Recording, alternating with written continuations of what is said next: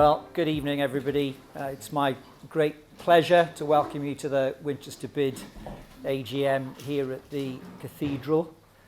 We don't take your attendance at these events for granted, particularly on what I understand to be the hottest day of the year so far. There are so many other places that you could have been, but you've chosen to grace us with your presence. So we really do thank you very much.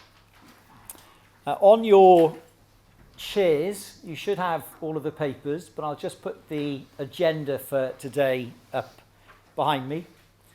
I'm Hugh Miles of Paris Smith and chair of the Winchester BID board.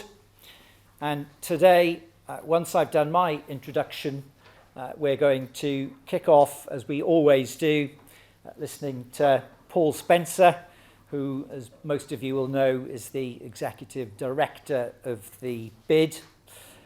Paul is going to highlight the key achievements of the previous 12 months and will also help us to look ahead at the good things that are on the horizon. And you'll then take questions immediately afterwards, I think. We are then very pleased to welcome our guest speaker, who, as you'll know, is the MP for Winchester, Dr. Danny Chambers. Danny, thank you very much indeed for coming to speak to us today. We won't then delay too long in looking at the accounts for the previous financial period.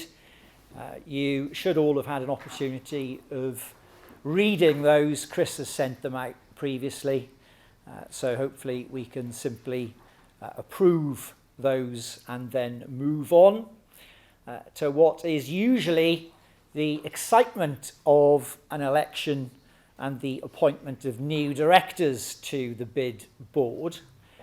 We don't have the excitement of an election today, which in some ways is a shame, but in other ways is great, because we'll be able to welcome our new directors, two of which are currently serving, and then we have a new director that we'll come on to in a few moments, and then we will wash up with any other business. But before I hand over to Paul, I would like to share with you just a few words of introduction of my own, if you'll indulge me for just 5 minutes. Now, we all know we're living in a period of considerable economic uncertainty, and it feels to me sometimes like a soap opera with a new twist or cliffhanger almost every day. The media particularly is full of financial doom and gloom. And nationally, businesses have the increases in national insurance and the minimum wage to grapple with, as well as shortly the grant of employment rights to employees on day one. Footfall in high streets was down 3% in the week to the 20th of April. Expected GDP growth has been downgraded to 0.8% for 2025 and just 1% for 2026. Although the positive flip side of that is that the bank base rate is now forecast to reduce to 3.75% by the end of this year and 3.5% at the end of 2026. So borrowing should be cheaper and investment should be easier. There is widespread concern about the impact of Trump's tariffs on inflation, supply chains, and UK businesses having to compete with a short-term rush of cheap goods rerouted from the US. But this level of gloom isn't unusual. Consider these economic lowlights of the last 50 years. We had the IMF bailout in 1976, when the UK took its largest ever loan. The winter of discontent in 78 and 79. The boom and bust of the 1980s.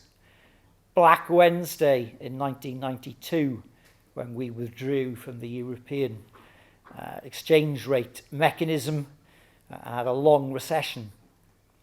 The credit crunch of 2007 to 2009, immediately followed by the age of austerity in 2010 to 2019. COVID then came along in 2020, lasting until 2022, and the cost of living crisis overlapped from 2021 to 2023 officially, although arguably the effects of that are still being felt to this day. Locally, Hampshire County Council publishes a monthly economic roundup, which they call Recession to Recovery, and it's had the same title since COVID, suggesting perhaps we haven't recovered yet. But there are signs of hope in these figures, with the caveat that these figures predate Trump's tariffs. February growth year on year was 0.6%, which is higher than the national figure. March growth in business activity was the highest it's been for 7 months. Inflation had fallen to 2.6%. The labour market and wages were softening, which is a mixed blessing, but with some direct benefits for businesses. Winchester also has its own business barometer report, produced by Professor John Kind, who's here with us today, and Sarah Arnold.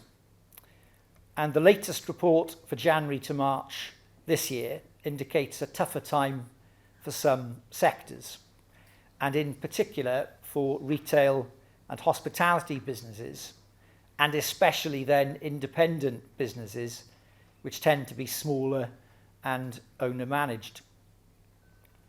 The high street vacancy rate in Winchester increased to 7%, but that's way below the national figure, which is about 14%. But back to my list of economic woes. The common features of these regular, even constant events are that they are soon consigned to history and business life goes on.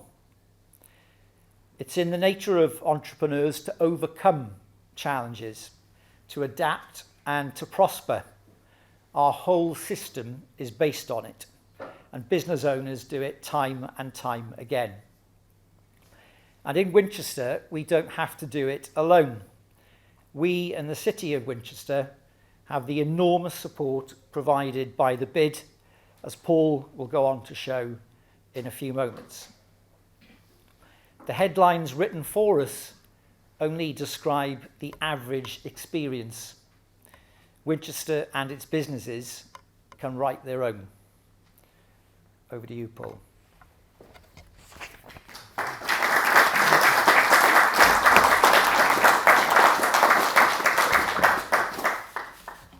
Thank you very much, Hugh.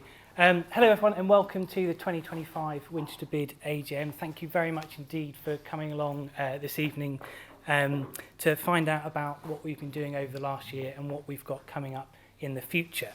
So I'm going to be talking about the year in review from 2024 to 2025, some of what we have coming up, and then we're happy to take some questions as well. And then really grateful that Danny Chambers is joining us this evening. He'll be talking to us about his experiences since becoming our MP for Winchester in July last year, and he'll also take some questions as well if you have any that you'd like to ask.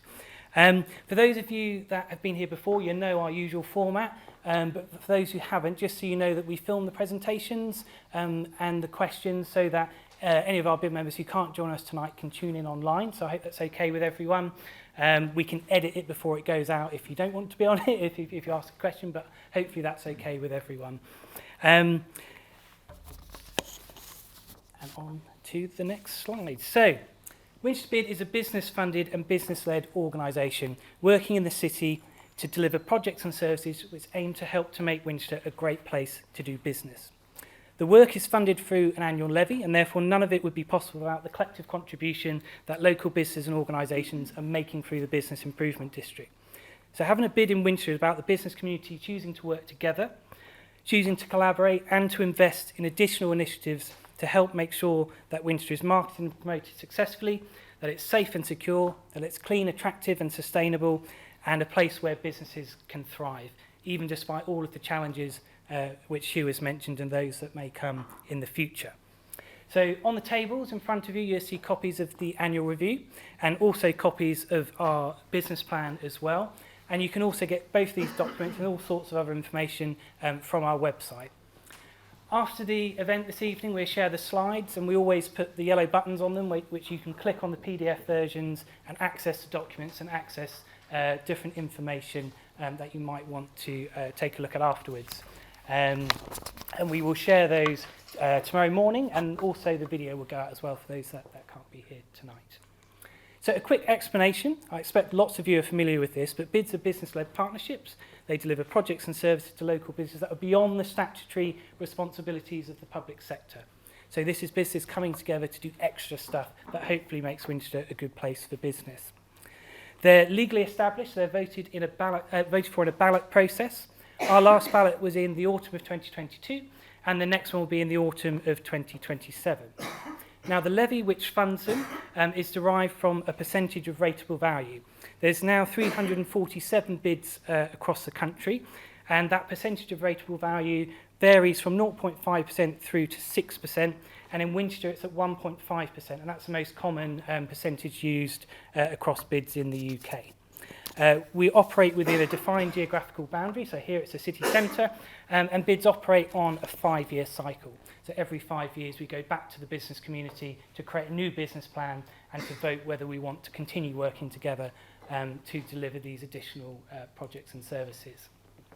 So the bid in Winchester has been operating since the 1st of April 2008, so we're in our 17th year, and it's managed by a company called Winchester City Centre Partnership, which actually predates the bid and was the old Town Centre Partnership, and took on running of the bid when the bid was first established.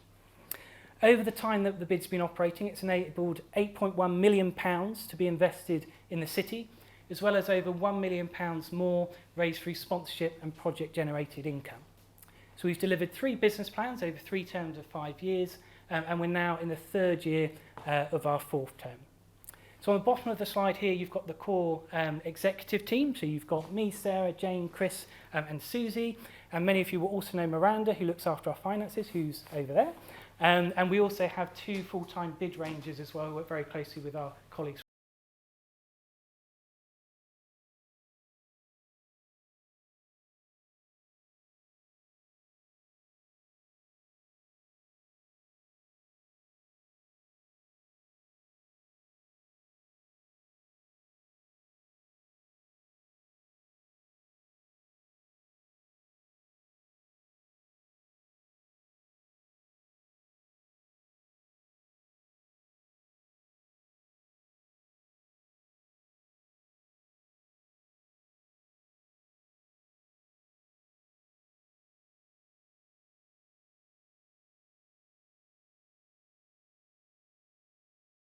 Community.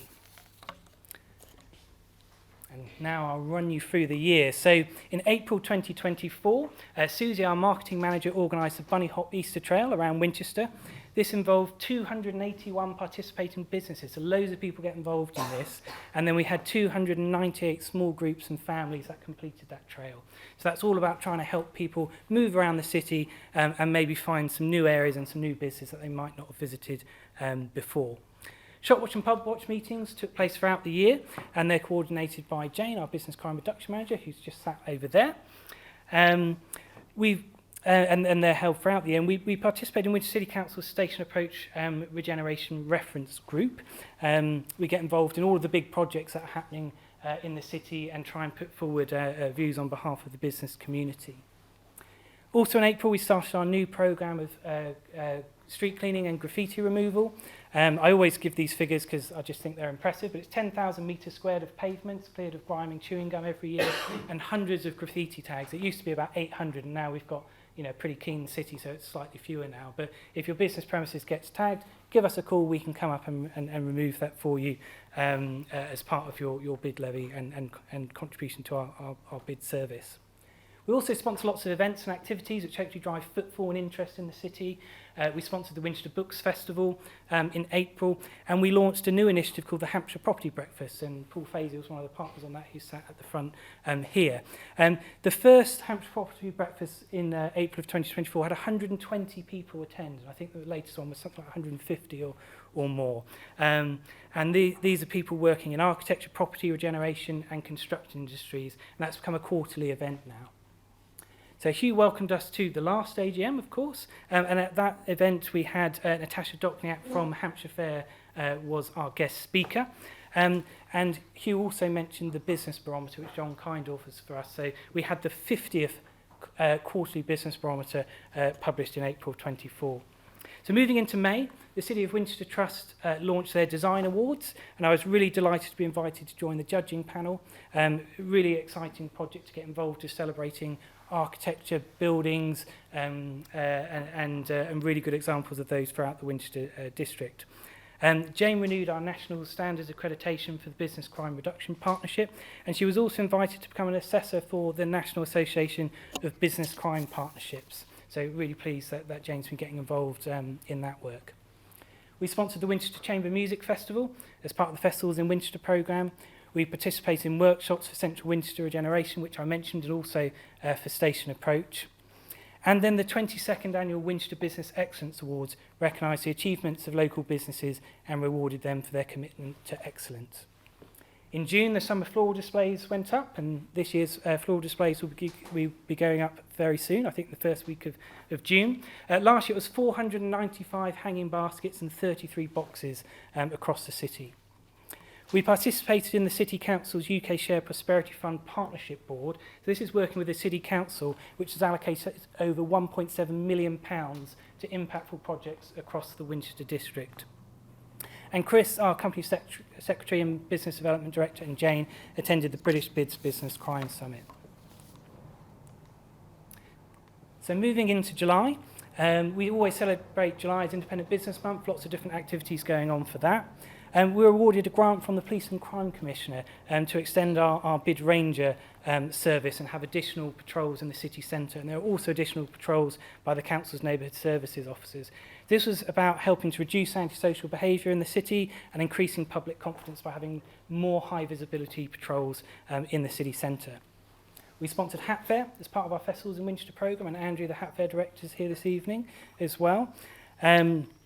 And we worked with Hampshire Fair to organise the second Winchester Food Festival, which was preceded by a week-long programme of events called A Taste of Winchester, which will be running again this year. And if you'd like to get involved with that, please contact us. We're on the steering committee for the Sustainable Business Network and run events throughout the year. And we had an event on renewable energy and low-carbon technology. We're part of the Council's Green Future Partnership, which is about the economic strategy and the carbon neutrality strategy. We run forum events throughout the year as well, which are a chance to come along and hear about the work that we do, network, and come and talk to us about how things are going for you and what you might like to see us doing in the future. Going into August, Sarah was joined by the City Centre Policing Team, Winchester City Councillors, including the leader, and Danny Chambers, for a walkabout in the city centre to engage with local businesses. And we met with Sarah Mills, who's the new Director of Commercial Operations at the Chamber of Commerce, to discuss partnership working. We work very closely with the Chamber of Commerce. Particularly, they do lots of training that we signpost our members to, and there's lots of partnership projects, including the Winchester Business Excellence Awards, that we work on together as well. We responded to the British BID's annual survey. So there's data collected every year about the work that those 347 BIDs are doing across the country. And that's used by policymakers, by businesses and by BIDs to review the impact and the contribution of BIDs across the British Isles. We supported the launch of the Winchester District Cultural Strategy, and I know some of you in the room have been involved in that work. And also we had our first meeting with the Chamber of Commerce and the BID and Danny since he took on his new role, to talk about all sorts of topics which are really important to our business community. And some of those included the business rate system, talent recruitment and retention, the regeneration of key areas of the city centre, encouraging business investment, and joining up of institutions and stakeholders to drive longer term success, because we know we can do more when we all work together. I mentioned training. Some of the training we provide is, for example, emergency first aid training for businesses. So we've we've done that. And then we sponsored lots of events in the summer as well, including Heritage Open Days, Winchester Green Week, and the King's Walk Festival. So moving into the autumn, we do winter hanging baskets as well. So in areas of the city that we can't do festive lighting, we put up winter hanging baskets. So that includes Staple Gardens, Charcot Mews and City Business Centre. Like that Easter trail, we run one for Halloween as well. And that had 278 bid members involved and 257 small groups and families taking part. We had another bid forum event to bring our membership together, and we had guest speakers at that event on Visit Winchester, which is the official tourism board for the city and the district, and also the Hampshire Hospitals charity. In November, we moved office, and that was quite a big move for us. We'd been in Parchment Street for a number of years, and this move helped us to reduce our operating costs whilst maintaining a central location, which enabled us to invest more into our projects and services and cope with some of the challenges of rising costs and so forth. We attended the National Bid Conference.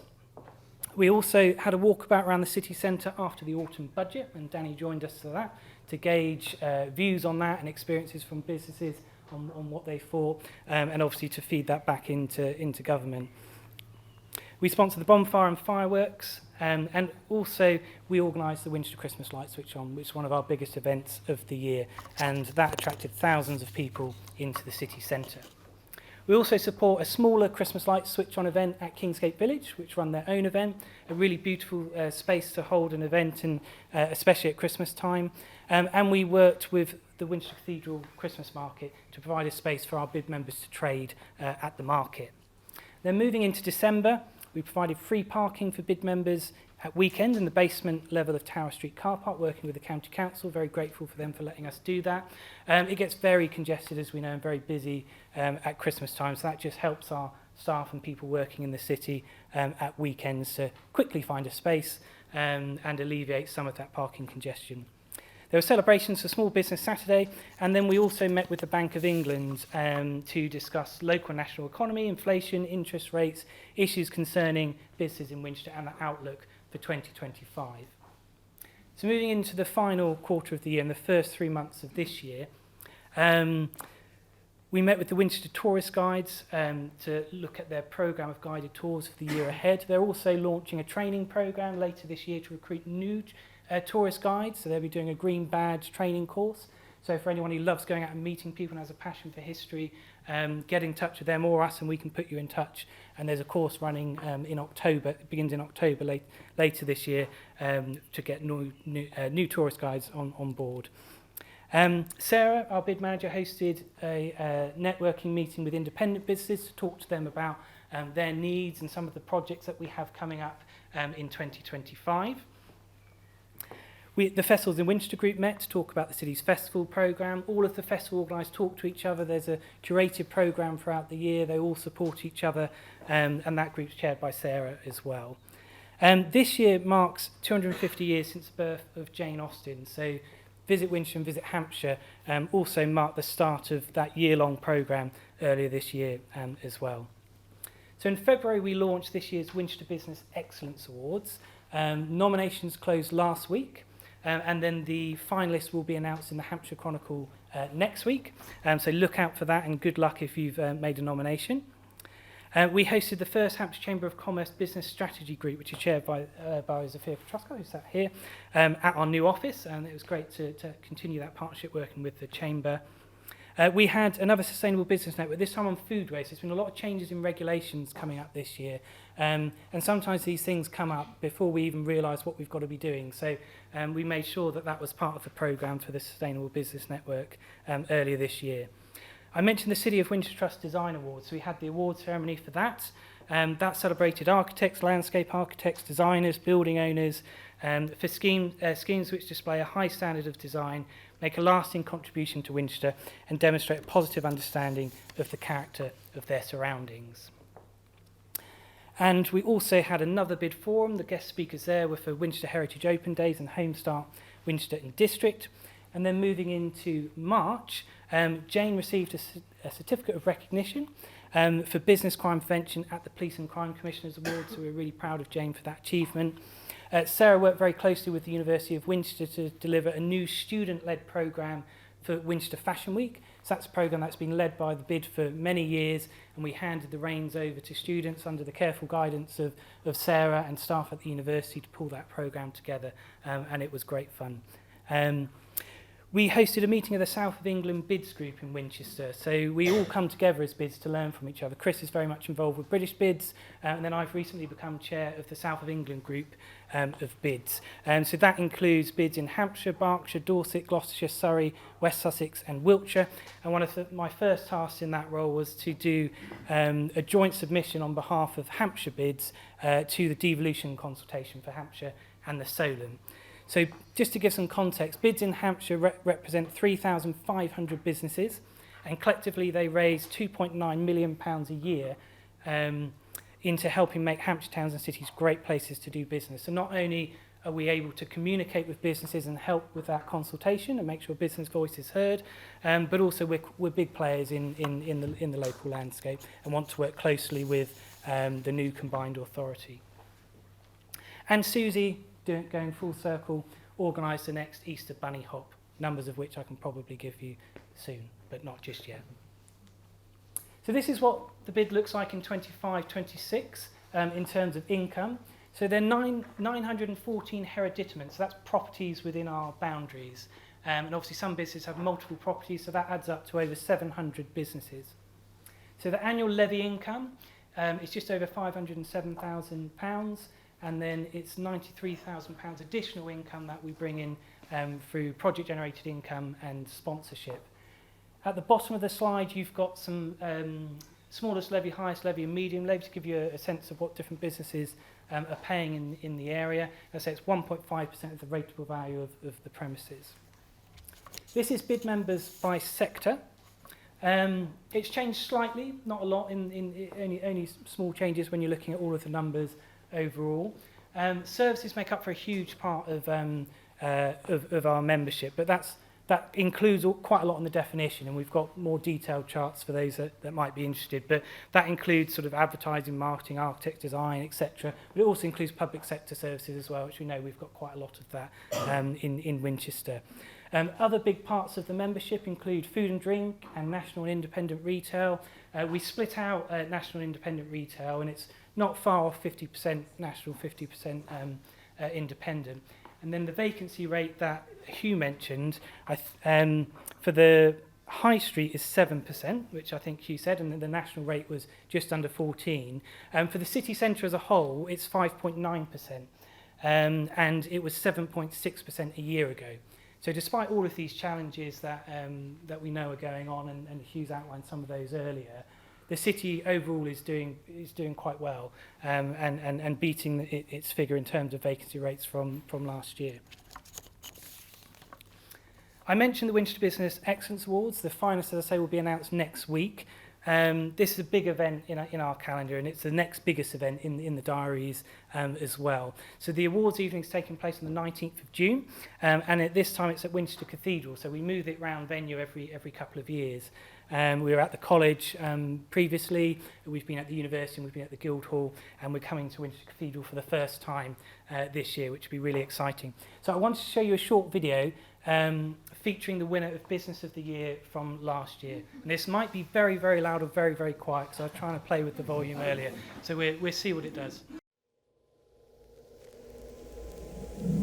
The Business of the Year award in Winchester is awarded to a company that is operated in the heart of Winchester for the last 10 years. I'm Donna Lane Fine Jewellery, and I'm from Potchman Street in Winchester. We're a small independent retail business that is just off the high street. It's our 10-year anniversary. It's been a wonderful journey. We couldn't have done it without our customers, so thank you. This business is passionate about serving the people of Winchester and the community around it, and this is illustrated by its willingness to support local charities, including the Winchester Hospice.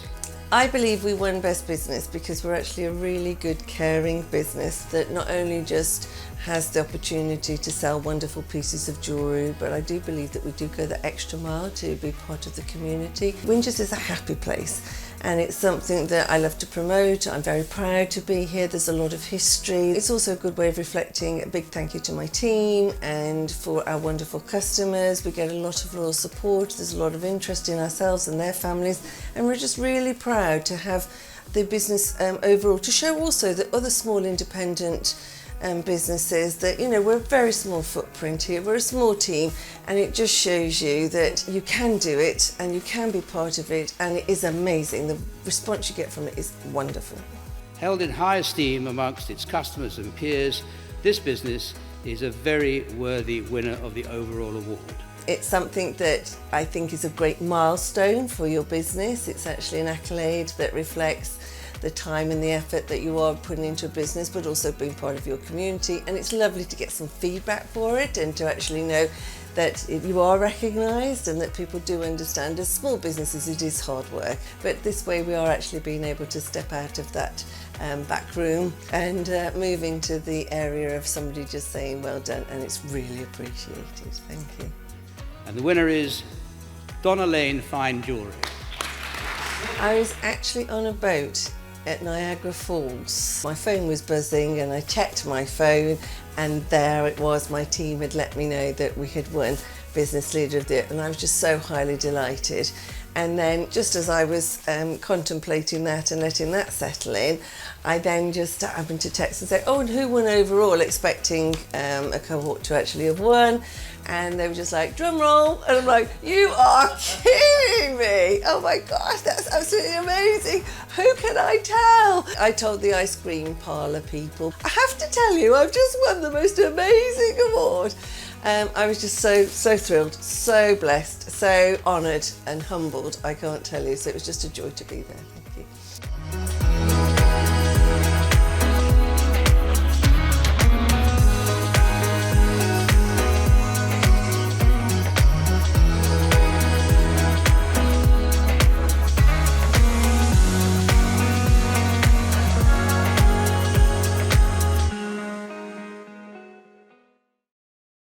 A huge congratulations to Donna, and very best of luck to everyone who's entered this year.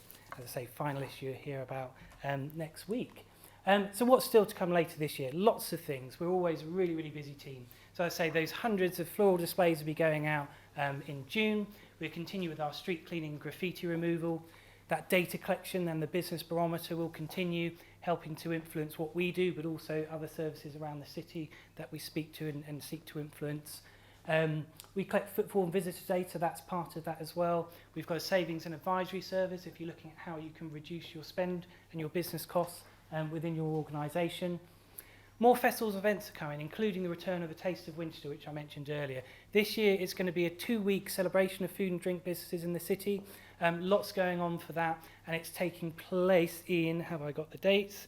From 23rd of June to the 6th of July. So if you run a hospitality business and you want to be part of that, please get in touch with us. And of course, Independent Business Month in July, which is always a huge thing for us. We'll continue to have our quarterly events, so you can come and find out about what we're doing, share your thoughts and your experiences. We then have the winter floral displays going up in the autumn, the Halloween trail, the Christmas lights, and of course we continue to be a voice for business for you in the city. And some of those key issues at the moment include devolution, how local government reorganisation might change things for us as we move forward, those regeneration projects that we've been working on as a city for a number of years, and then key things like transport and the movement strategy, carbon neutrality, economic and cultural policy and strategy. So lots going on. So I will leave it there, and thank you very much indeed for listening to me. There is time for a few questions if there are any before we hand over to Danny. Blake at the back. Hi, yeah. Hi everyone, Blake Longley. I run a marketing agency in Winchester called Shift. Just about to open another business, a tabletop gaming store on Parchment Street. Solicitors pending, that was imminent. And my question was, I was looking at some fragments of your data online, and there was only a few sort of months published, but what I could see was it looked like kind of the more affluent, management level and upwards kind of visitors to the city centre looked to be down about 16 to 17%. And I just kind of wondered, why do you think that might be, and possibly, obviously not seeing the whole year's worth of data, what it might be, and possibly what could be done to sort of reverse that? Okay, and was that from our barometer report? No, I don't think it was it? So I'm not sure. It was the data direct from your suppliers in your Google Drive. Right, so that's the place informatics stuff, isn't it? Yeah. And that's a really interesting one, actually, because I haven't pulled that out in the work that we've been doing with John, actually. So I suppose I can only sort of speculate a bit on it. I mean, I guess there's a lot of shifts in working patterns and how people work. I would have thought that's starting to settle now, actually, so it surprises me a little bit. We know that lots of companies have brought in more hybrid working, but then actually, in sort of anecdotal conversations we've had with some of the services sectors around the city, they talk to their staff about what they want to do coming out of COVID and what sort of practices they might put in place, and it's sort of settled on roughly the sort of 3 days in, 2 days out. So I'm afraid I've not picked up on that bit in the data, so I can't give you a really a strong answer on that. There was only a couple of months published, and in those months it was, but it was like January and October, so. Okay. So yeah, it's difficult to see without seeing the overall annual picture. No, actual the demographics. So it's kind of managerial level or equivalent. Visiting Winchester is down 16 to 17%. Yeah, so that data that's mentioned, and Chris might come in just a moment. We've got data on where this is coming from in terms of geographically, and then also that spend potential. But Chris, just a quickie there. I mean, what we put out there is the very generic data. Yeah. We can delve really deep down for you if you want. It's to. really good to see. Yeah. Street by street, it's monitoring mobile phone movements across the city. Then linking that into the parent addresses, home addresses of those people. If you drop me a note, I'll send you some links where you can get a lot more detail. We probably don't use that data as much as we ought to. It's very analytical, quite fun to look at. It'll give you a sense of potential spend from outside the town. Yeah. So drop me a note and we'll have a long conversation. We quite often look at footfall mainly in that report. I have to be honest, that's what we tend to look at. But as Chris says, it does an awful lot more. And we did have a chat at the last board meeting about looking more at spend, and there are other services which get, you can get even more data on that and the trends. So it's definitely something to look into, and I'll try and come back to you with a better, fuller answer. Any other questions at all? Okay, getting off very lightly. I think before we go any further, I'd just like to reflect on the sheer amount that the BID team does for us. How you pack all of that in is quite beyond me.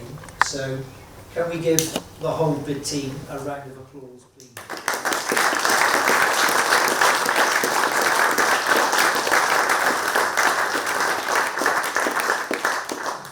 And if Danny is ready, if you'd like to come up. Yes, fantastic. Thank you. Well, thank you for having me here this evening. I've spent all day knocking doors. We've got a couple of council by-elections, and I was in Colden Common this afternoon, and I knocked on the door, and this one lady said, "I'm really pleased you're here." I thought, that's a surprise. That doesn't normally happen when a politician knocks on the door. She goes, "I know you're a vet, and my dog is scratching all the time." And so I said, "Well, where's he scratching?" And she goes, "Well, in the kitchen, mostly." It wasn't the most useful. But I was asked to talk about my first impressions of being an MP for the first 9 months it's been, and also my sort of general approach to politics, and then talk a little bit about business. If I start overrunning and you want to go to Q&A, just jump in and cut me off, or if anyone looks bored or something, let me know. But it's been a fascinating 9 months. And I think the thing that surprised, there's 2 or 3 reflections that have surprised me the most. And one is that when you get elected, it's Friday morning, we got the result about 6 o'clock Friday morning, we're in the sports centre at Winchester. And by the time you get into Parliament, it's about Monday afternoon, they give you your email, they give you your laptop, your parliamentary laptop, you get access to your emails, and there are already 1,000 emails in there waiting for me, people who contact me over the weekend. And you have yet to recruit a team, you've got to learn how to recruit a team. And some of those emails, people are saying, I emailed you yesterday and you haven't even bothered to reply, which really surprised me. And I think it does surprise me that you get elected and there's no sort of infrastructure around you until you've created it yourself. The other thing that's really surprised me is that, and it's related to this, when you go into Parliament and you sit in the Commons, we get a lot of messages and emails saying, I was watching Parliament TV and you weren't even there. Where were you? What were you paying me for? And what you realise, when you're sitting in the chamber, it feels like you're skiving because there's so many emails you're meant to reply to, so many things you need to sort out, so many problems to fix, so many things going on in the office, that you can sometimes, what you have to do when you want to speak in the chamber is you have to bob. And you see MPs keep standing up and sitting down, sitting down. You have to catch the speaker's eye, and he may or he may not call you. And if he calls you, that's brilliant. You might get 2 or 3 minutes to speak. If he doesn't, you can waste 2 or 3 hours of your day, and you leave the chamber thinking, oh, that was so frustrating. And what I've learned is that MPs who are not in the chamber are probably really busy getting quite a lot of work done, and MPs sitting in the chamber are often are on their phones, genuinely trying to get through all the emails and all the correspondence and other things they need to sort out. And another thing is, as many of you will be aware, Parliament is quite an old-fashioned institution, to say the least. And when you vote, you'll be aware you have to walk through a voting lobby, and you walk, out the back behind the speaker's chair, through a corridor next to the chamber, and you get counted physically as you go through a voting lobby, and you go one way for yes and the other way for no. But what did surprise me is that when a vote is called, a bell goes off, and you've got 8 minutes to get to the chamber to vote. And if you don't get there in time, you miss the vote and your vote doesn't count. And unfortunately for me, my office, if anyone's been to Parliament, you've got the Parliament building, and then on the estate there's a sort of tunnel that goes underground, under Big Ben, to Portcullis House, which is another big building where there's a load of offices. And then next to that there's another building where I am, called 1 Parliament Street, and I'm on the 6th floor, and the lift doesn't go all the way to floor 6. And if you're in your office working on a call or on a meeting, and the bell goes, you've got 8 minutes to run down 6 floors, all the way across Portcullis House, through the little tunnel, across the entire estate, and into the chamber. And there's 6 of us, all Lib Dem MPs, all sort of relatively young, relatively able-bodied, so they think can probably do this in 8 minutes. And so I think that was one of the biggest shocks, is realising it's quite easy to miss a vote if you're not quick off the mark and running. But some of the real positive things I've found is the impact you can have as an MP. And it's bigger than I even thought it would be before I got elected. And so to give you an example, my background's a vet. I didn't go into politics primarily for animal welfare issues, but there's only 2 vets in Parliament. One of them's actually my former dean. He's a peer in the House of Lords, and he's a parasitologist for 40 years before he became a peer. And he actually failed my parasitology exam in 3rd year, so I had to spend my summer sitting parasitology again. And I did say to him once that parasitology must have been great training for the House of Lords. And he didn't smile, he didn't laugh. But as a vet, you think, well, there's very few vets in Parliament, so you sort of have a duty to, promote animal welfare to some extent. And I've got a private members bill. Now, fewer than 1 in 20 private members bills become law. And so I bought, and we've managed to get government support through being quite strategic and getting a lot of, building some really good relationships and choosing something that no one can really disagree with. Now, it might surprise you that there are 60,000 puppies a year brought in illegally from abroad. And this is a huge animal welfare issue. The Dogs Trust did a study, and half of online dog adverts are puppies that have been illegally brought in, but people don't realise that because they assume they're being bred in the UK. And it's not only a huge animal welfare issue, it's also a big public health issue, because they're not being tested for things like rabies, Brucella canis, echinococcus, a few other diseases that can affect humans as well. And so I've brought in a private members bill, which will be going to what we call a bill committee stage at the next step, which will prevent the illegal import of puppies. So you can't bring puppies in, they have to be over 6 months old, the dogs can't be pregnant, and crucially, they can't have what we call cropped ears. Have you ever seen them, like XL bullies, pit bulls, some Staffordshire Bull Terriers? People cut their ears into little triangle shapes so they stick up, and they look quite aggressive. It's illegal to do that in the UK. It's very painful. There's no benefit to the dog whatsoever. It's just cosmetic. But it's a sort of status symbol, especially for gangs and drug dealers. They like to have these sort of dogs with the big pointy ears. But it is legal to bring them in currently. And so we know that people are cutting the ears off in the UK illegally, not under veterinary supervision, and then claiming they've been brought in from abroad. So this bill will prevent all that from happening. And what I've realised that in 9 months of being an MP, I'll have a bigger impact on animal welfare than I would have done had I just remained in veterinary practice, treating individual animals for the rest of my life. And on a similar vein, I was a trustee of a mental health charity for 7 years, where it's one of my particular interests. And now I've been made the mental health spokesperson for the Lib Dems, and we have the first big mental health bill coming through Parliament, the first one in over 12 years. Being involved in that and putting amendments into that and bringing that into law will have a bigger impact on mental health than I could have done if I was, just remaining as a trustee of the mental health charity for another few years. And so that is for me, the really inspirational part and the thing that gets me up in the morning, is that whatever you care about, it sort of comes down to politics in the end, and that's where you can really make a difference. Having talked about the antiquated voting system, one thing that really did hit home to me was that we had the assisted dying vote. It's the first time in I think it was about 15 years it had come to Parliament.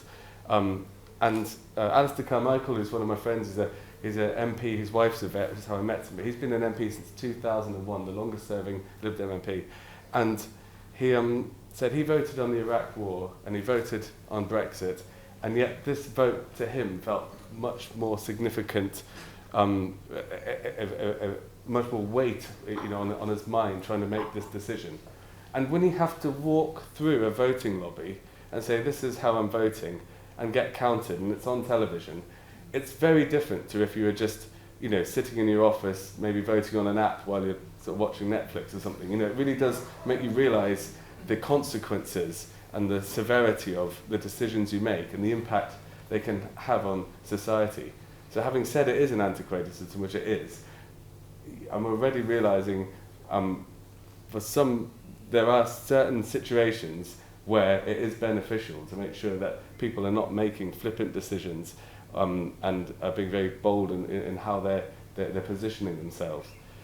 I'm supposed to talk a little bit about me. I've loved being a vet the last few years. So I'll take my coat off, it's really hot. I've really, really enjoyed it. 16 years I've been a vet, and all the sort of 3 a.m. calvings, sort of colics you go out to see horses in winter in the middle of the night, and or euthanizing sort of much loved pets. It's really fulfilling, and I've really enjoyed it. But it is quite a tough job. A lot of people find it very difficult, and it might surprise you to know that vets have got a suicide rate of about 4 times the national average, about twice that of doctors.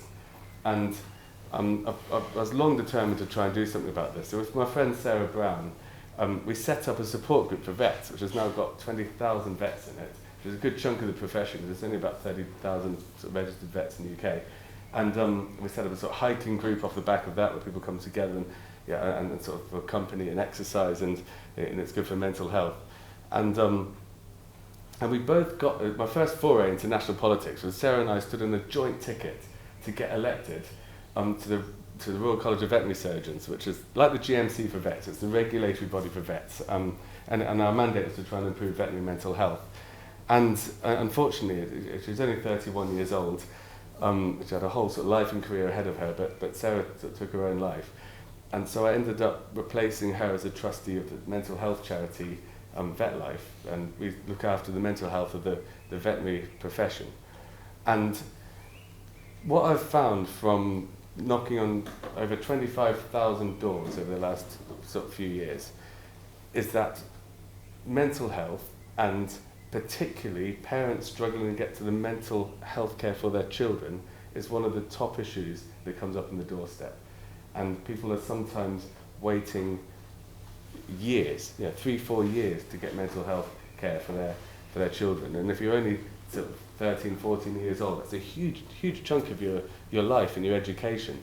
And I think the pandemic didn't just disrupt children's education, but it actually disrupted the whole social development as well. And we're starting to see the real consequences of that.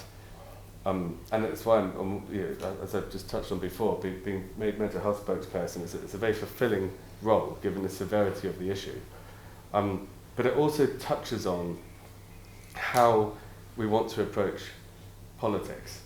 Now, as a vet, I've been fortunate enough to work all over the world. I've worked in livestock programs in Iraq, on cattle breeding programs in Gambia, in horse projects where 200 million people are reliant on a horse for their income around the world. They're the poorest families in the world. And if their horse gets sick or the mule or donkey normally dies, then that's a real issue for them. It plunges them to further poverty.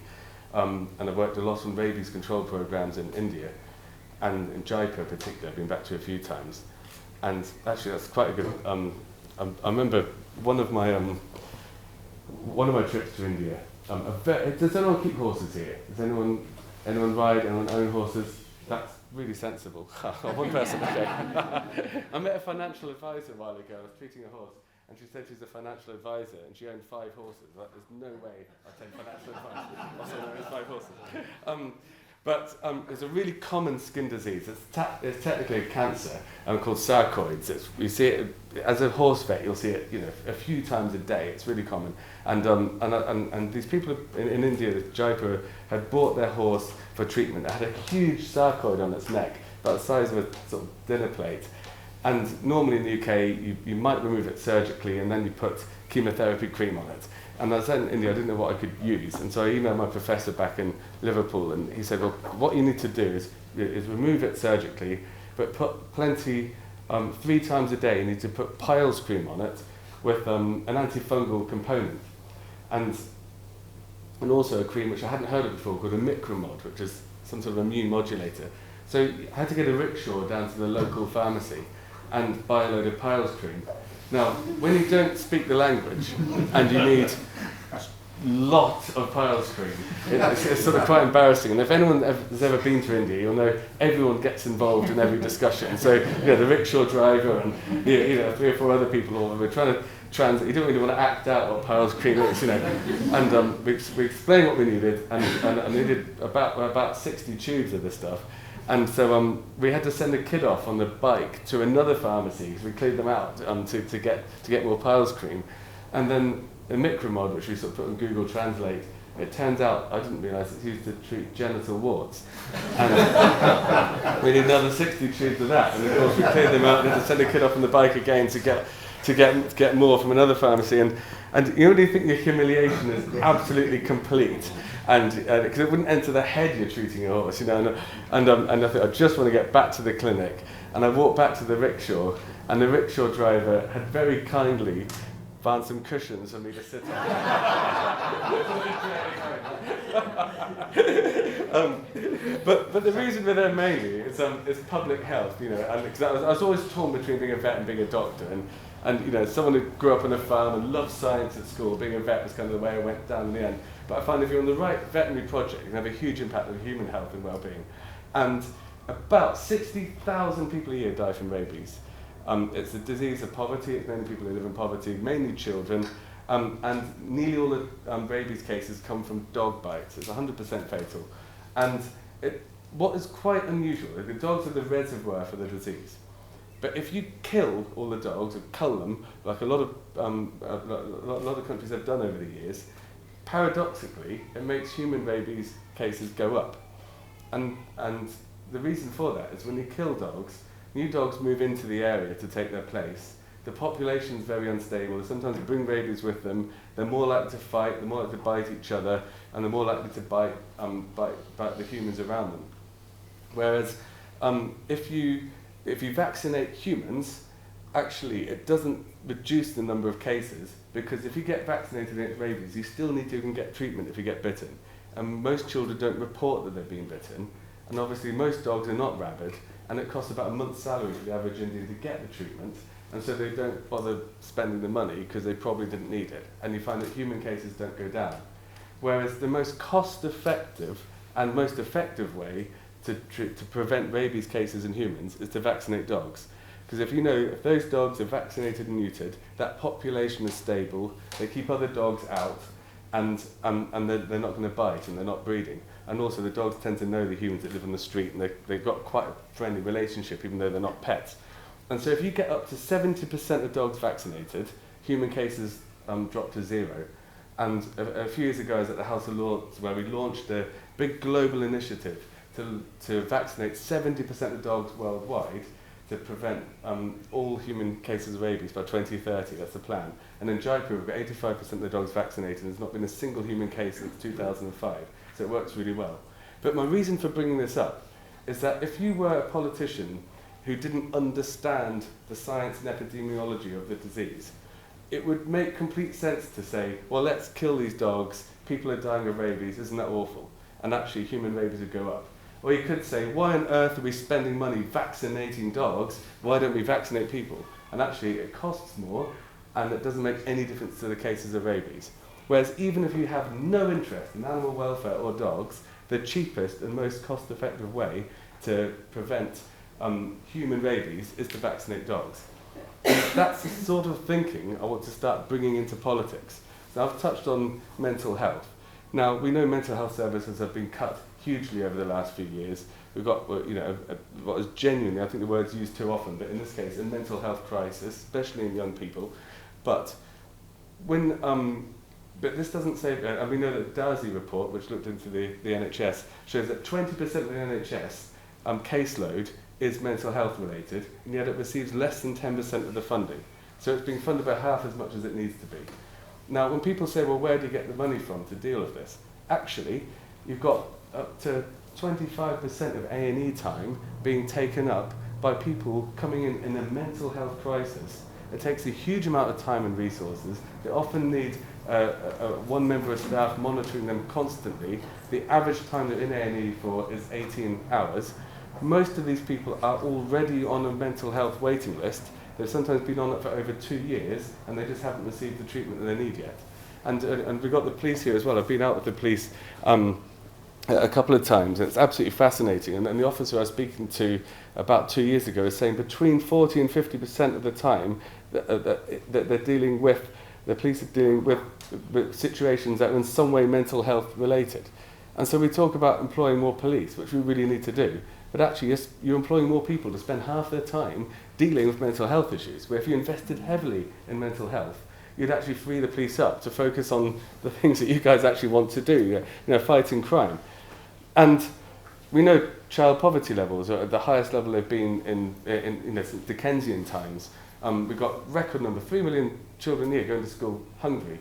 Now, there's a study by PricewaterhouseCoopers which showed that if you gave universal free school meals, that's to everyone, whether they need it or not, it would generate up to 95 billion into the economy over a 20-year period. And the reason for that is, if you're going to school hungry, you're not going to reach your educational attainment. Now, look, I went to a normal state school, but I realised I was actually really privileged because my mum was a former teacher. I never went to school hungry. I had a roof over my head every night. And Mum used to read to us every night, which is a really good indicator that children are going to do well. Had I been, and actually Mum did say, I'm not reading Danny Champion of the World one more time. That book got banned by the time I was about 10 years old. But the point is, had I gone to a school, had I been in a situation where I was going to school hungry, there's no way I'd have become a vet. And there's no way I'd be standing in front of you as an MP now. And we're short of vets, and as employers, we're short of skilled people that we need. And there's plenty of talent there, but the talent isn't coming through because of these barriers like going to school hungry, and the whole reason people end up being hungry as well at school, which is another situation we talk about. But so 18.5 billion of that benefit would be people just getting better jobs and paying more tax.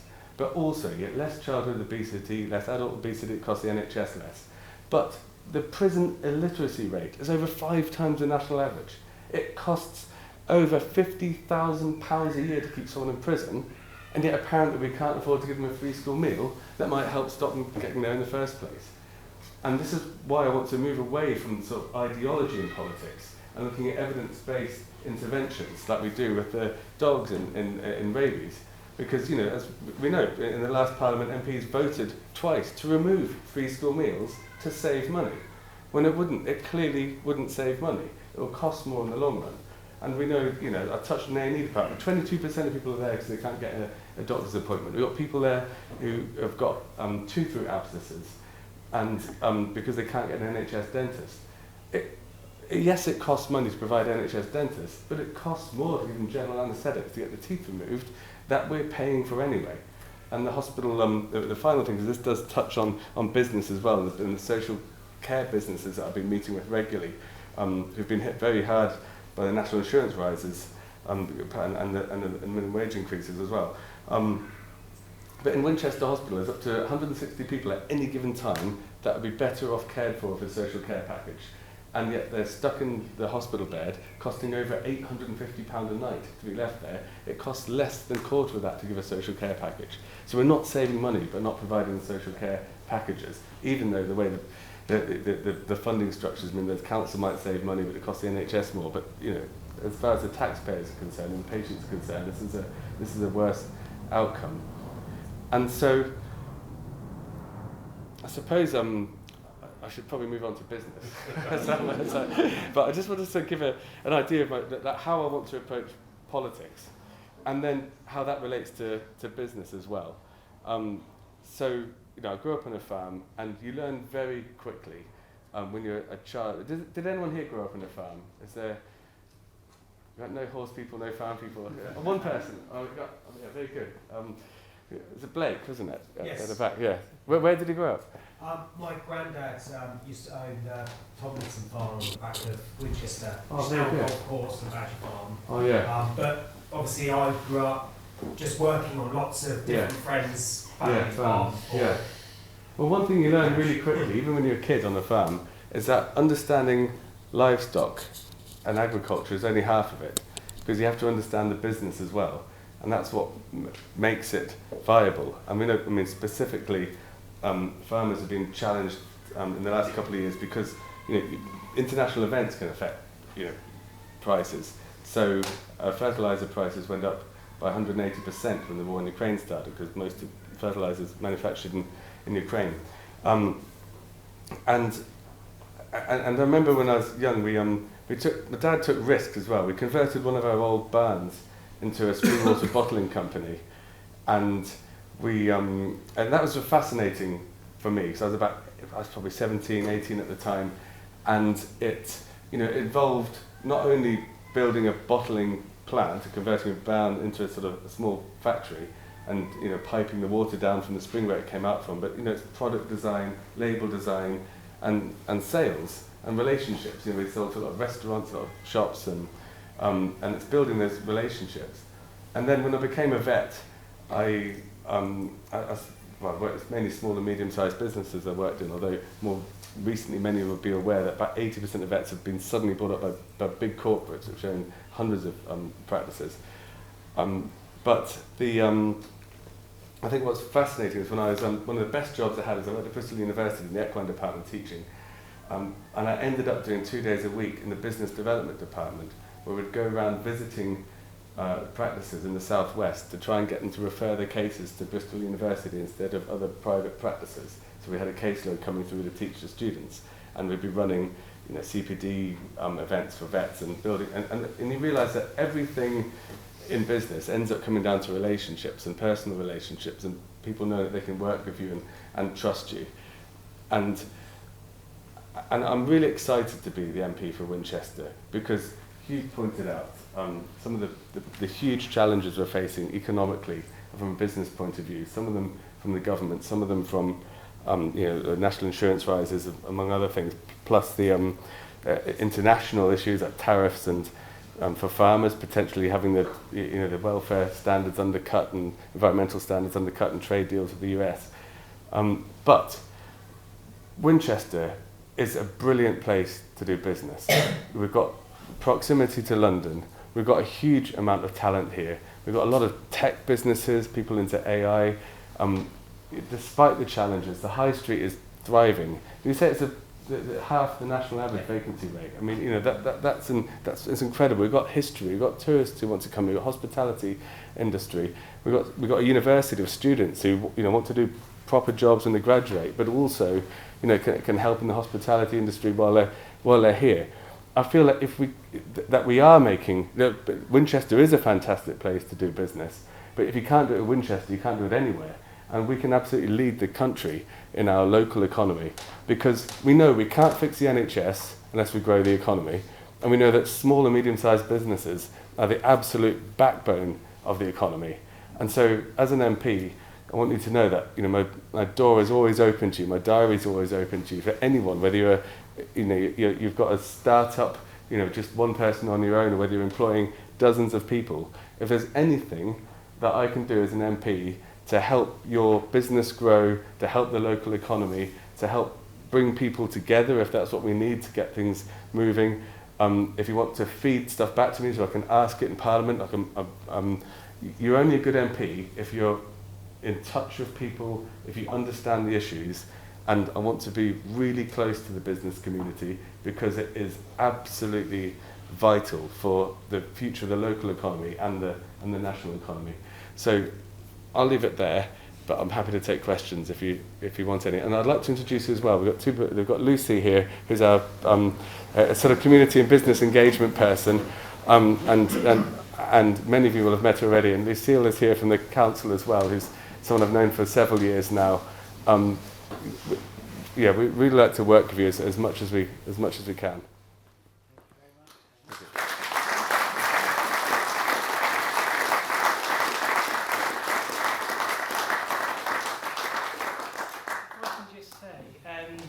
As I mentioned, Danny and I meet up once a quarter and come for a walk around Winchester. So if you'd like us to pop into your business and have a chat with you, then just drop me a line. Yeah. Alison from the City Council Business Engagement Manager is going to be joining us on those as well from the next one, which might be next week or the week after, actually. Next week, I think, yeah. It's coming up soon. Looking forward to it, yeah. And Lucy as well. So as well as asking questions this evening, if you'd like us to pop in and see you, then do let us know. But over to Hugh to take the I'll question. kick us off with a question, if that's all right. How do you reconcile having an independent mind with having to toe the party line? I think that's a good question, actually. Interestingly, the assisted dying wasn't a whipped vote. That's one of vote of conscience, and the party doesn't give you any direction to that.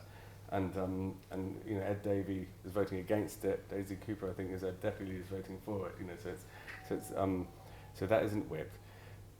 So far, I think if you are in a party where it broadly shares your values, there's going to be very few situations where you need to break the whip. And so far, I haven't needed to.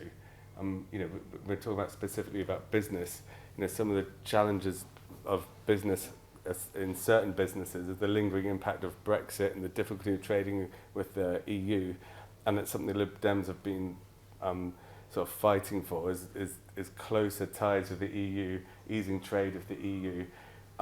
If you're in some parties, even though that is economically the sensible thing to do, especially with Trump being as unreliable and as he is, and with all the tariffs he's putting in, I think if you're in another party where you're very pro-Brexit still and very much more isolationism, you'd struggle to square the circle when you're in a constituency where so many businesses rely on international trade and international movement.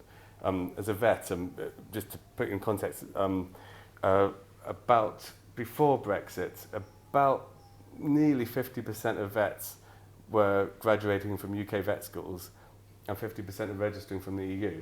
But it wasn't sort of genuine immigration. People would come and work for, you know, like the summer, because you had freedom of movement, you know, work for a bit in Cornwall, work for a bit in Edinburgh, or maybe do a residency for 3 years at university and then go back home. And we had a constant flow of working in an abattoir, improve your English, that kind of stuff. Whereas once Brexit went through and vets couldn't register anymore, the number of EU vets plummeted by 80%.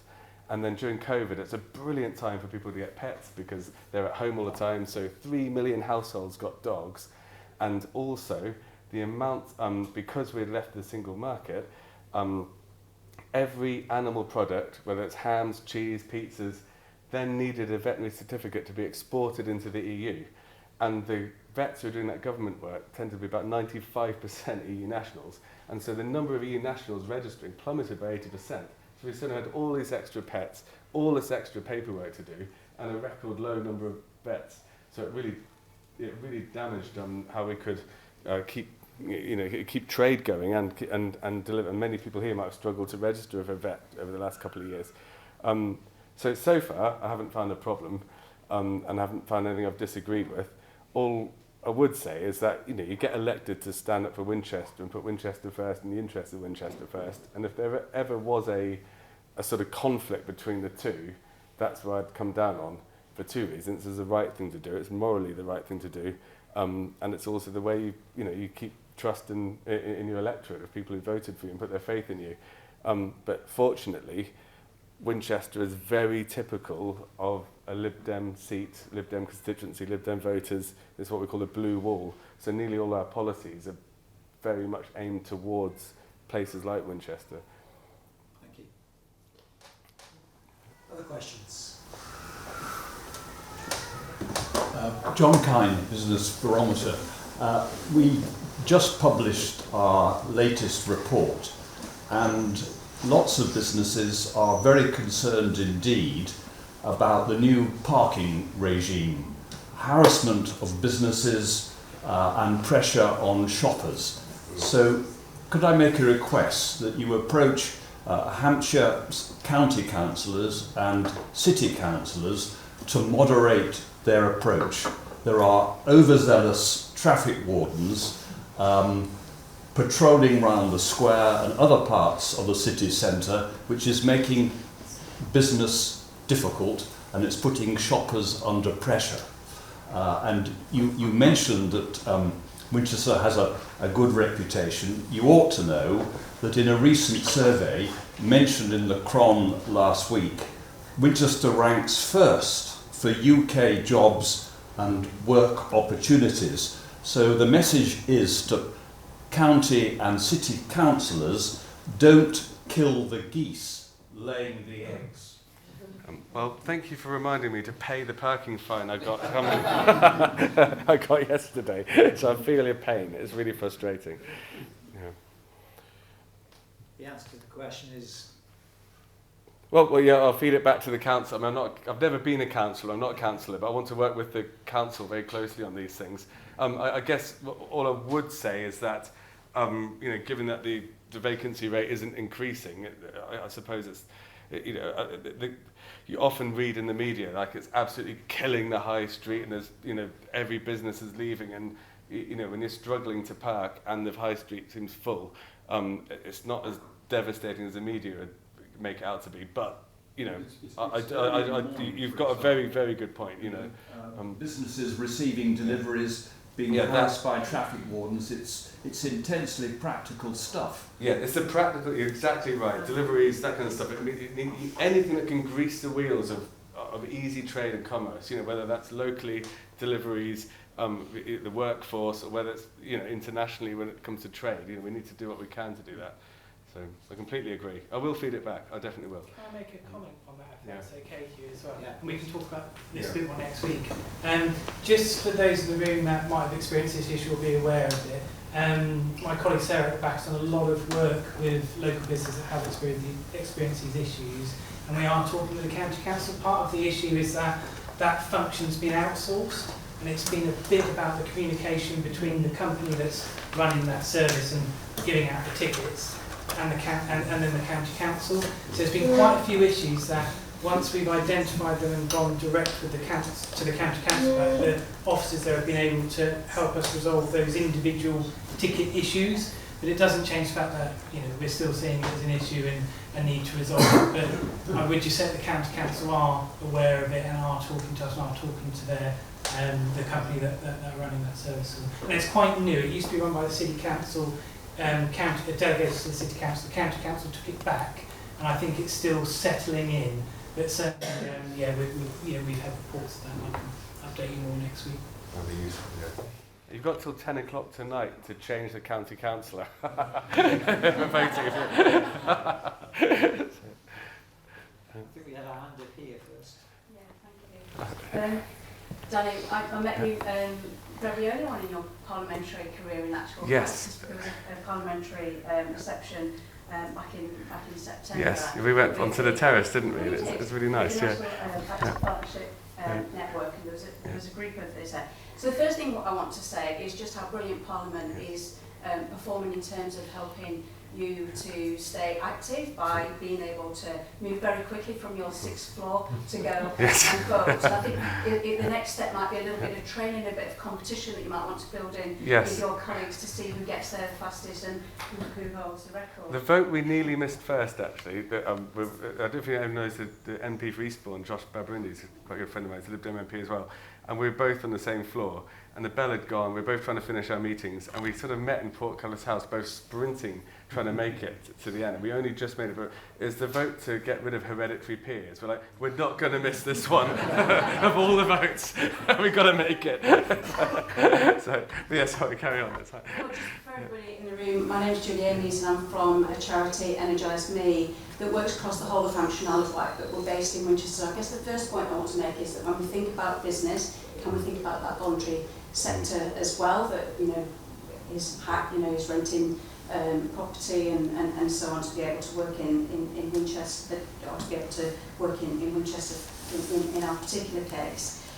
But our charity is about tackling the things that are getting in the way of people being physically active, because that's so important for people's physical well-being. It can reduce the risk of poor health, so you've been talking a lot about that in terms of hospital admissions and so on. But also it was really good to hear you talk about the importance of physical activity in the context of managing depression. It can help to reduce depression by over 30%. So one of the things that we're doing is working very hard with our health sector and the integrated care system in order to be able to think about that getting away from clinical management, actually, and supporting people to be able to manage their mental and physical well-being through taking some exercise. So it's brilliant, it's less a question, but much more of a thank you for mentioning that when you was talking about your work. Well, you're spot on, and exactly. And although when you're a health spokesperson like I am, you sort of end up having to focus on the clinical aspects of healthcare and mental health care, but actually mental health care and physical health care are really linked. And when you look at things like everything from the ramblers to hiking to sports teams, that's getting you out in nature, it's social activity, it's physical activity. When you sort all those things out, so many mental health issues manageable or pretty much disappear.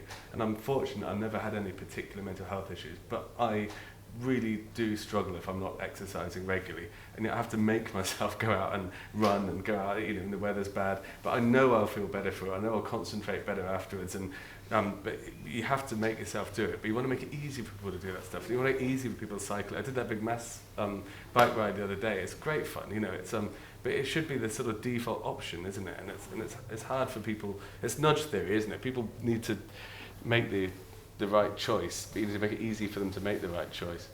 Yeah. Andrew, you had a question, didn't you? It's actually very closely related to I'm Andrew Hatfair, part of the charity Play to the Crowd, and actually one of our broad missions is about challenging isolation, improving people's mental health. So I just wondered, Danny, your take related to your mental health brief and interest in terms of cultural activity in the Winchester context, and kind of what role that plays. Obviously the BID supports festivals and various cultural activities across here. So in the Winchester context, have you got particular thoughts on how that relates to improving mental health? Well, you've probably got the stats that I don't have to hand, but it is undoubtedly that at least festivals, especially the Hat Fair, I tell you, when I got elected, we got the results, as I said, 6 o'clock on Friday morning, and that evening we went to the opening of the Hat Fair, which was brilliant. I always go to it anyway, but it's absolutely brilliant. But do you remember there are some comedians on the street, and it's about, I don't know, it must have been 6 o'clock in the evening, and suddenly everyone smelled this big waft of weed come over, and one of them just goes, God, the Lib Dems have only been in charge here for 12 hours. So it's like, but it's those sort of things, bringing people into the city firstly, it massively boosted the economy. It massively helps local business, especially the hospitality businesses. But yeah, it's social activities which are really related to mental health. And my sister lives in North Spain. She makes a living playing the harp. And the local council there are continually putting on, I mean, the weather's better most of the year round, but, you know, about twice a week there's some concerts going on in the square. They're free, people go along, they stay out in the evening, they go to local eateries and restaurants and bars, and it's a really good atmosphere, and it feels like a really good community. And actually, when you look at the cost of paying, you know, a couple of musicians to bring a whole square together that, you know, turn up, there's a reason for them to turn up that evening. It's such good value for money. But the feeling of that we get in things like the Hat Fair, I think the feeling of community and just the buzz and excitement, I don't think you can measure it in economic output, but you can't measure easily the social benefit. But that's still significant, and it's really important. And it also, I mean, you know, the American election was all about vibes, wasn't it? And, you know, but there is a sort of vibe, isn't there, to a community. And if it feels like a place that's going somewhere, it feels like a place that people want to be, people want to visit, people want to, you know, even if you live in Winchester, why go out? Well, you know, because things like that are going on, you know, instead of staying at home. It's fun. So I think it's invaluable. You can't measure the impact of it, really. And I'm disappointed it's only one day now, isn't it, instead of 3. So. Danny, I don't want to trivialise the last 2 questions by asking something that is completely innate. But let me just, we've got this golden opportunity to ask you to share one piece of Westminster village gossip. Something you can tell us. We wouldn't normally know. I think it's very childish, but there's about 4 of us who, at Prime Minister's questions, we deliberately sit behind the Reform MPs, and whenever they get a question, I go, I like roll their eyes just so we can ruin their social media clips, because whenever they share their questions on social media, we're all there sort of, you know, just going, oh God, oh. It's like, and all the comments on their social media, like, who are those MPs behind? And there's one, like Nigel Farage asked a question this week, but Lee Anderson asked one the other day where he got up, and I sort of rolled my eyes, you know, to make the point. And then he goes, if we hit net zero by tomorrow, by how much would the world cool down by? And and to move on to a slightly serious point, you know, one of the many reasons I stood for Parliament, but one of them is that I thought we desperately needed more people with a science background in Parliament. In 2019, only 9% of MPs had any sort of science background, and you know, the World Health Organization says the biggest threats to global public health are climate change, risk of pandemics, and antimicrobial resistance. And this was like back before the pandemic. You know, this is not that they haven't revised this. I did my dissertation in 2006 about how the government communicated with the media regarding an avian influenza pandemic. So this is something that we've all been aware of. And I think people trying to make short-term political gain by weaponizing scientific fact is really, really dangerous, and it can be sort of funny, but actually the consequences are really severe. And I think we need as a country to stop electing politicians who ignore science, because we found from, you know, whether it's dealing with a pandemic or whether it's dealing with climate change, when politicians ignore scientists, scientific evidence, scientific, you know, warnings from scientists, not only are lives lost, but the economy is damaged as well. And lockdowns are a great example. You know, the quicker you lock down, the shorter the lockdown will be, and the more lives are saved, and the less it hits the economy. Keep delaying lockdown. We want to save Christmas. We want to eat out to help or whatever. It hits the economy more because you end up having a longer lockdown, and it's hugely detrimental, I think, when politicians ignore science, whether it's climate change or any other issue. But on that note, antimicrobial resistance is something I've had a particular interest in. This is when bacteria get resistant to the antibiotics that we have, so they don't work anymore. And as vets, it's something we've been particularly interested in. And it's one reason we're worried about trade deals with the USA, because they can use antibiotics in livestock there as growth promoters, whereas in the UK, you can only use them to treat sick animals. So it's very, very different. But it's a big public health issue. And in Ukraine at the moment, 80% of wounds suffered by soldiers have got bacteria that are resistant to antibiotics. And now this happens a lot in conflict zones. It's something that's been well recognised for many years. And one of my questions to the Prime Minister recently was about our support for Ukraine and how if we could provide rapid diagnostic tests to identify which bacteria are causing these infections and which antibiotics would work, that would be a significant factor, not only in helping individual soldiers and patients that are suffering from these injuries, but actually it's a limiting factor getting soldiers back to the front line, and it's becoming a national security issue. But these bacteria that we're detecting there now have already been seen in Poland, Germany. We know that 25% of NHS hospitals have treated wounds that have been picked up in Ukraine. It's only a matter of time until we start getting them in NHS hospitals as well. So as a matter of defence and national security as well as public health, this is an issue that needs to be taken really seriously. And about 1 million people a year die at the moment of antimicrobial resistance issues, but it's predicted that if we don't take a serious action on this, it'll be up to 10 million people a year within 10 years, and eventually we'll have more people dying per year than died of COVID in total from this. And currently 35,000 people a year die in the NHS because of antimicrobial resistance. So this is the kind of expertise I want to sort of bring into politics, and we've been working on for years, and to start having an influence on it. And having asked that question, the 100-year deal of Ukraine was updated, and they agreed to provide, they changed the support they're giving them to take this into account. And over over Easter, 2 weeks ago, as part of a convoy where we drove 5 refurbished ambulances to Ukraine full of medical equipment, and some of that equipment, a donor had given thousands of rapid antibiotic tests. So this will be really important, because not only will it mean those people who get injured will get better treatment, but it'll provide vital surveillance data for us, and we're going to get some of this research published, so it'll be really, really useful for informing the NHS what they'll be dealing with when we get these bugs here. But to touch on your point here, actually, when you said, you touched on a lot of the challenges businesses are facing, but you said business people and businesses are innovative and they rise to a challenge. I found that in Ukraine. We were there for a couple of days, and visited a hospital, an amputee rehabilitation unit, and visited the mayor, but we also visited a couple of drone factories. And they currently, well, last 12 months they used 1 million drones in the war. They've got the manufacturing them down to about $800 a drone, and up to 9-10 drones can take out a tank, which is worth $60, $70, $80 million, depending on the type of tank. So they're very cost effective. But they were costing thousands of dollars to manufacture initially. But we met some business people who'd set up the businesses since the war started.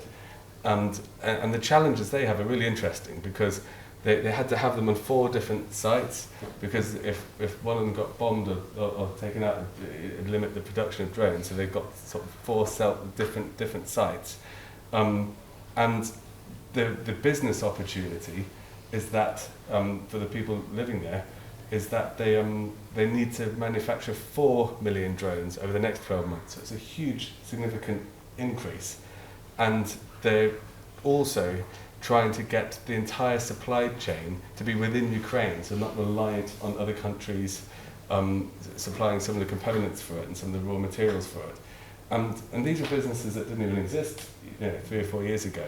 So in that absolute adversity, and the war is affecting everyone. Every morning they have funerals of people from that city who have died, and on the local council, the mayor is saying that 20% of their income has to go directly to the war effort.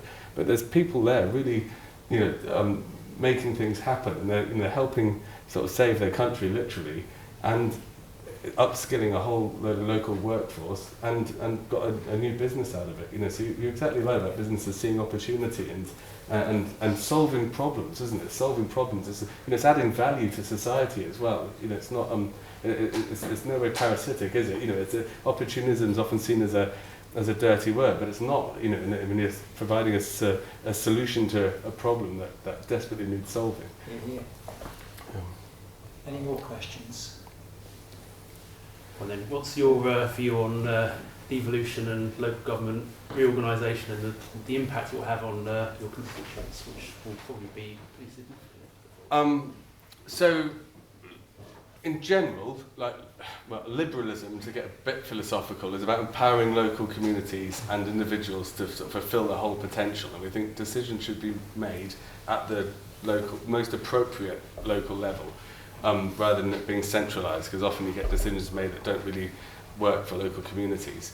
So, as a broad kind of concept, we want to empower, give increased power to local communities. As far as this actual devolution is concerned, we're not quite sure how all the cards are going to fall yet and how it's actually going to be structured. But what I am most worried about is that Hampshire County Council is 198 million in debt. They're not the only council that are in debt. Is this going to, if you're going to restructure local government, how are you going to make it a long-term, sustainably funded organisation? And how are they going to provide the social care? How are they going to provide the special educational need packages? If this reorganisation doesn't solve any of those problems, then why are we going through it? It's not to say the current structure is perfect, but what is the point in changing it and not solving those absolute fundamental problems? And at the moment, I haven't seen how they're planning on solving that. Do you have a view on it? Like, what's your... Well, I think it's... in general terms, I agree that the putting power in the local community is a good thing. I think the timing is a bit of a struggle for me to square, because we've been through a lot, as we all know, over recent years, and this feels like another thing that may be a slight impediment to the growth that they are touting and encouraging. I'm an architect, and a lot of what we do is about confidence of our clients to push on with a development, be that a school or housing scheme, whatever it may be. And this just seems to breed indecision and a lack of clarity. So I think, I can see why they're doing it from a theoretical point of view, but I think the timing is the tricky part of it. Yeah. I mean, one of the tiny advantages, I guess, in a unitary authority, and it's just from a public understanding, is at the moment, I knock on doors and people go, what about that pothole? Your city council are rubbish. And you're like, well, no, actually, that's Conservative, that's Hampshire County Council, the city council do the bin. And no one really, you know what I mean? It's just kind of, just to say, once it's used, at least you say, well, the council is a council, and whether it's adult social care or potholes or bins, it's all the same. I think from a public understanding, it's good. But, it is a...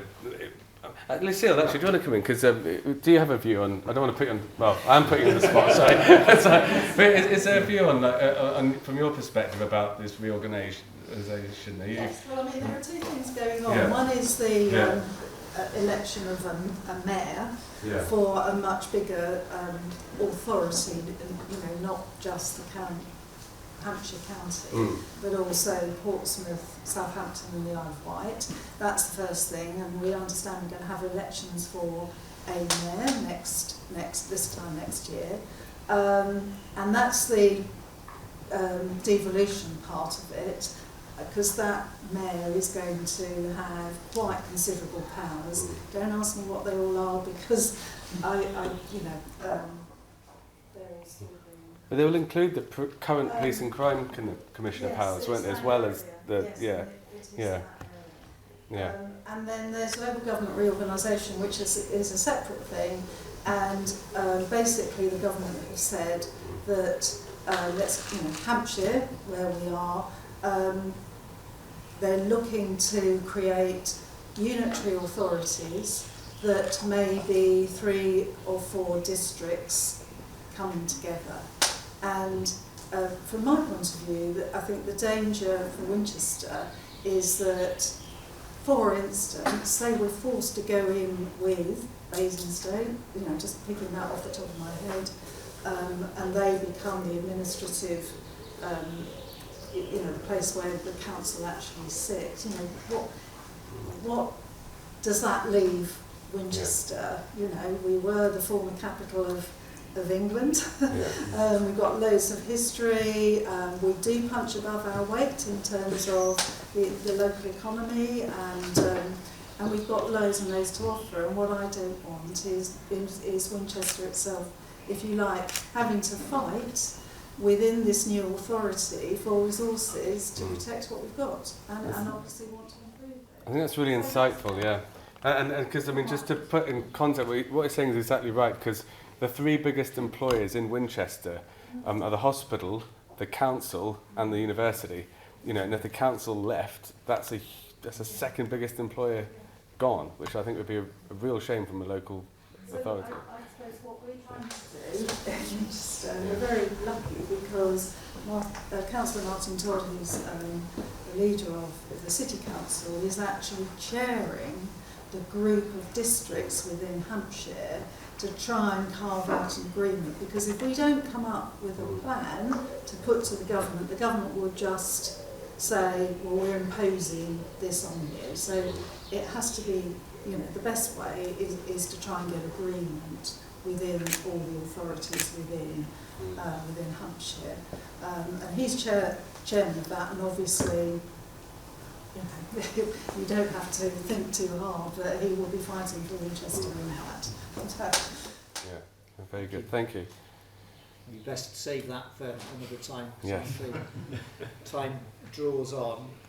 I just want to say what a fascinating insight that was into life as a vet, life as an MP, and into your personal motivations and approach to Parliament. So I'm really grateful for that. What I didn't expect was that you would be so funny. So, thank you for that also. Can you tell my partner Emma that I'm really funny? Because she doesn't think so.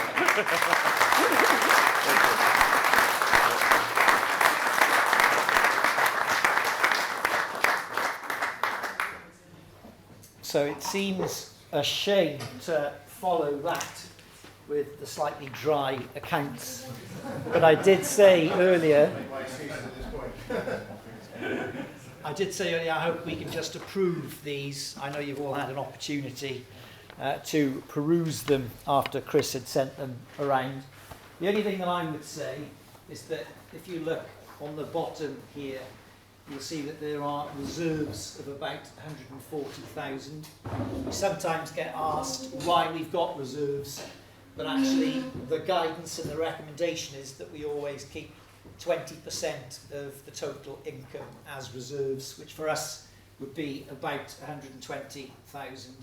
And Paul and the rest of the team's management of the finances is absolutely fantastic. So thank you, Paul. We shall treat these as approved.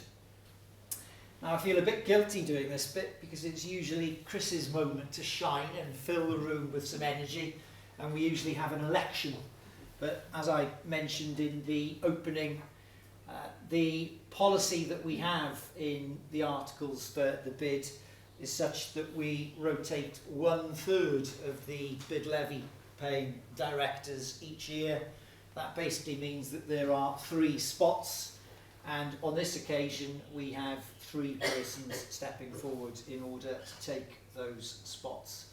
So we welcome back Hendrik of the Rickstein Group, who is with us and waving. Thank you, Hendrik. And also Tara of Primark, who was here previously, but I think she had to leave. Our new director and representative of TK Maxx is Taurai Kaniepi. If I haven't said that correctly, it's because I'm Welsh and I have an excuse. And the reason that we're not having an election this time around is that one of our long-serving directors, being Kat Brandwood of Toscanaccio, has stood down after a 7-year period of service. So we're very sad about that, frankly, but we're also very grateful to Kat for what she brought to the bid, and through her business, frankly, what she brought to Winchester. Also, we'll miss her, and we'll miss Toscanaccio also. And that brings us to a conclusion and any other business, if we have any other business. So all that remains then is to thank you once again for your time and attention. As I said, we don't take it for granted. Thank you, Danny. Thank you, Paul. Have a wonderful evening. Enjoy what remains of it, perhaps with a glass of wine in the garden somewhere. Thank you.